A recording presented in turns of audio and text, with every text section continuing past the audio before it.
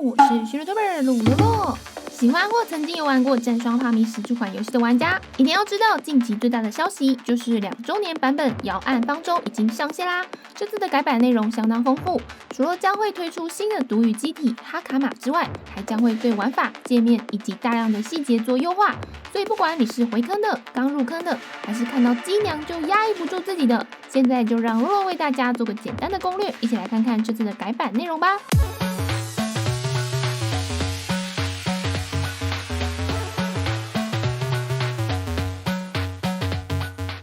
要说到本次改版最大的重点，当然就是我们这次的主角哈卡玛喽。日配为田中理惠，而哈卡玛除了可爱、严肃、反叛的经典3段麦芒外，还是一只冰属性的角色。不管是生存、爆发、AOE、单体输出都有相当不错的表现。除了启动速度有点慢之外，基本上可以算是万能的选手。应该也会有不少人会为了哈卡玛的机械舞来抽他的吧。再来介绍一下关于哈卡玛的信号球技。哈卡玛的红球技能引力矩阵带点巨怪 AOE 的效果，通常用作单纯的输出，而黄球凝霜跃迁则是简单暴力的途径。至于蓝球链和映射，则算是一个闪身技，可以先攻击面前敌人后一个华丽的小垫步后退。虽然哈卡玛自身全部的信号球技都是相对朴素的，但都有在3消的时候物理伤害转为冰属性伤害的特效，加上大部分的时间它的信号球都是为了释放大招才会施展，所以球的性能并不是太大的重点。但哈卡玛的必杀技双流淬刃可就厉害喽！大招被分为2个阶段，当这个大招的第一阶段双流淬刃亚温开启时，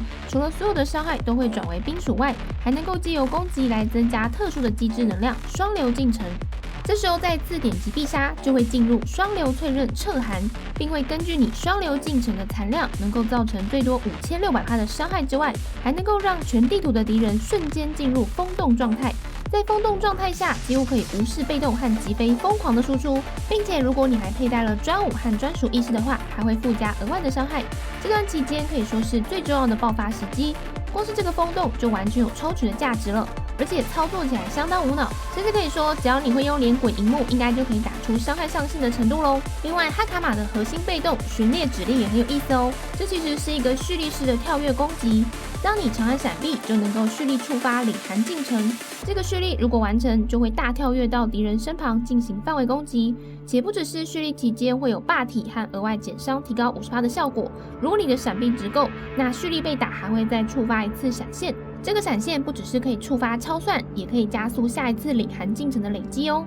只是这个核心被动在没有专武和意识的时候其实作用不大，但如果你有专武和意识的话，那伤害跟蓄力速度都会有超大量的提升，搭配大招可以变成相当有效的输出回圈，生存力也真的很强，在高难下相当有优势哦。而且如果你可以将哈卡玛抽到2S， 那2S 被动的天启凝星还能进一步加快大招第2段的累积速度，这差距老实讲还挺多的。所以有哈卡玛的话，洛洛还是会比较推荐将它升到至少2S哦。这边也要提一下专武镰刀加拉特雅和专属意识艾夏，对于想玩哈卡玛的人来说也是很有必要的哦。加拉特雅不只是提高了核心被动的伤害，也大幅增加了蓄力的速度，可以说想玩大招第2段到核心被动这样的连段，就一定要有专武。公民选择则相对自由，超限、超算都可以，看你是想要闪还是更多的爆发吧。而艾夏则是进一步强化上面的连段，6件套能让核心对风动敌人增伤200%，就算只有4件也能增加大招第2段的伤害，完全没有理由不配。所以洛洛建议，如果你喜欢哈卡玛，除了一定要抽到2S， 同时也要配齐专武和意识。虽然养成上的确不是太好养，但是强度也是相当有水准的哦。另外，其实哈卡玛还有同步贩售另一个外观奇境女伴，洛洛觉得比原本的外观好看多了，所以有兴趣的话，最好也顺便入手吧。而除了可以在新的剧情《摇岸方舟》和《寻神者战士》中感受哈卡玛的美好之外，游戏还新增了不少版本专属的活动玩法。首先是急于协作，这个玩法根据难度，一共有3只 BOSS 和3大关卡，每个关卡都被分为单人和多人。各个关卡都有特定的机制，例如躲球、打破水晶、换地板等等，玩家必须设法在每个机制内拿到高分。而为了拿到这些分数，你还可以借由突破单人副本的挑战拿到的算力，用于升级一些只能在这边发挥作用的多维天赋。且由于配对系统是有将职业类别纳入考量的，所以大家在组队和升级的时候，最好都先想清楚自己要用怎样的定位进去多人模式哦。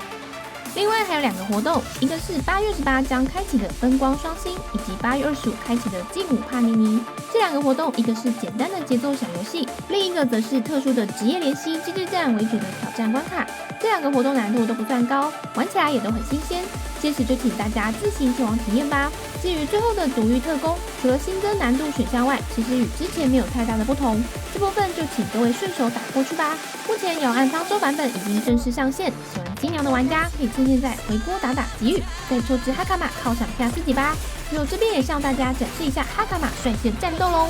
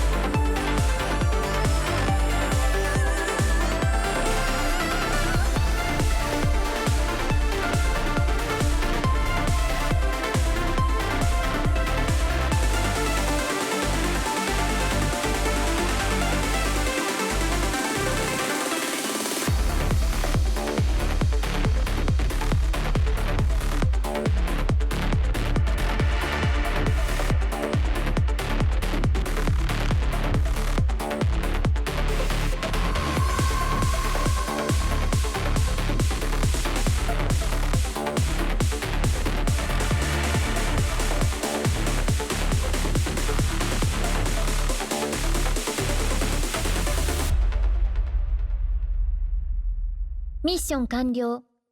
機体状態異常なし。